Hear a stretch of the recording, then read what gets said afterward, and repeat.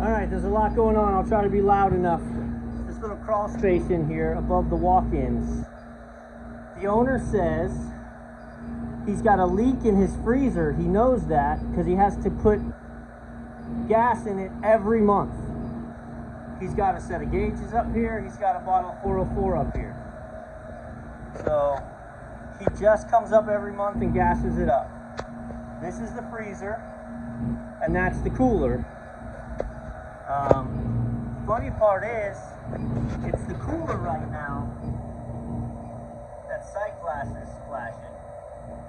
But it also wouldn't surprise me if that condenser was hairy as all get out. So we'll see if we can find the leak. I don't see evidence of a leak immediately. So I'm going to go to the pressure cutout. That's a common place where it leaks very slowly.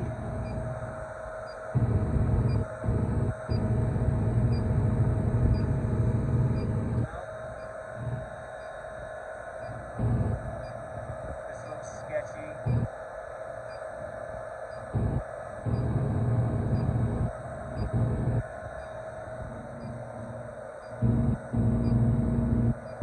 Alright, let me do my homework and then I'll bring you back when I find it. Alright, I put it in a defrost. If you listen, when I pull it out, I hear the compressor change gears. Alright, I'm going to put it in a defrost. Okay, there you go.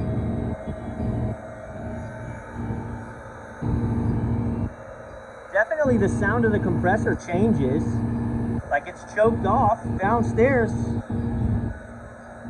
but it doesn't actually shut down.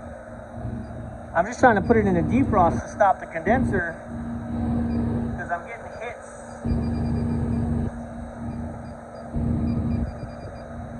All around this service valve. So I want to stop the airflow so I can clean it, test it, big blue it. We gotta see why it's not pumping down.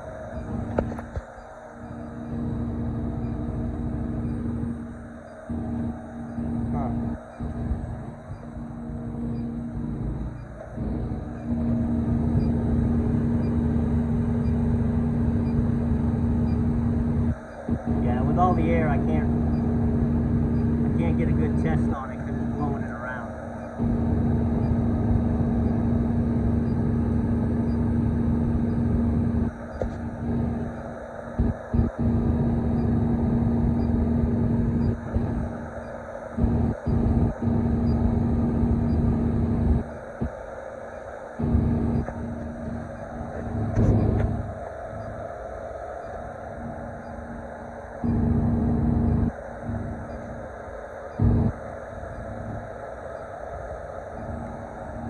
Alright, let's investigate the case of the... look.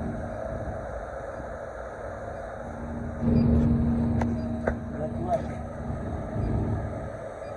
Get the bubbles. There's your leak. So when we stop the airflow, we can find out whether it's coming from here or here. Hard to tell. I think here. Alright, hang on. So I took the cover off. It's leaking from the packing.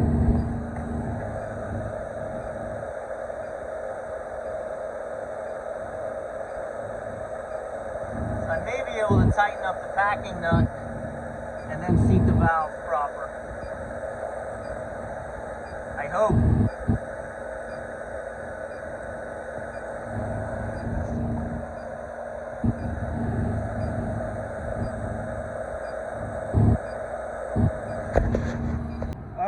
So it appears that this unit is just flat out of gas. Sight glass doesn't look like it's flashing, but that's going to be because it's dead empty. Again, this is the customer's gauges and bottle up here. So this would explain why my pressure cutout isn't cutting in. It's not explaining why it wouldn't cut out. I think we got a bad pressure control. But it's not cutting in because we legitimately don't have the pressure. So let me bleed some gas in, and that is exactly correct. So I bleed a little gas into it, kick right on. Let me get the flashlight on so you can see the sight glass.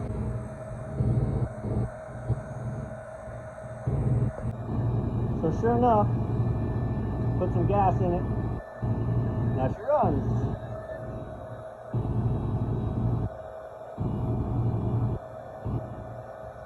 I already called the parts house, ordered this receiver. That's the only way to eliminate this leak is to change the receiver. But I mean, the good news is it's all flare fitting, so we won't have to torch anything. We'll just have to evacuate the system, change the receiver, put a new charge on it. I'm going to put probably a new pressure control. I don't trust that one. I'll at least bring one with me if I don't change it. We're going to watch these temps for a few minutes. This is a weird one. Very weird one. Problem is you've got a technician who's been out here doing God knows what. Like, you've got a dual pressure control and then you've got an additional high pressure control. They are both hooked up. I checked the voltage on both. You know, you've got the defrost termination that's being pulled off of X. You've got his own gauges and Freon. Like, everybody's got their hands in this. And so I was just talking to the owner, telling him it's kind of a crap show.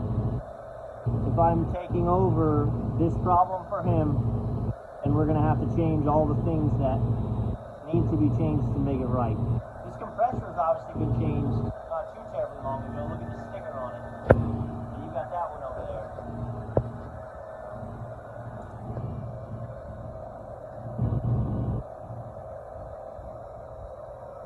We're running 10 degrees, but it was 15 in the box, so it's going to take a little time. Sight glass is clear, you can't see it. Yeah, we're good for now. We're going to come back and change that receiver.